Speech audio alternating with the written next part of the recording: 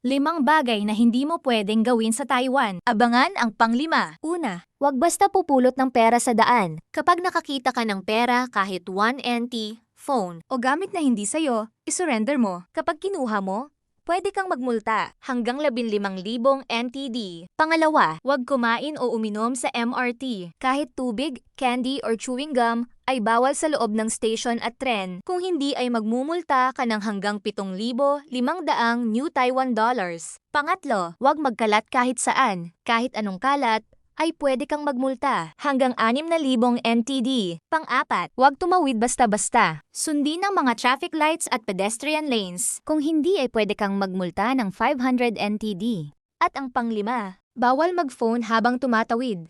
Kapag naging delikado o nakaharang ka sa daan, pwede kang magmulta ng 500 New Taiwan dollars. Kaya ugaliin laging sumunod sa batas.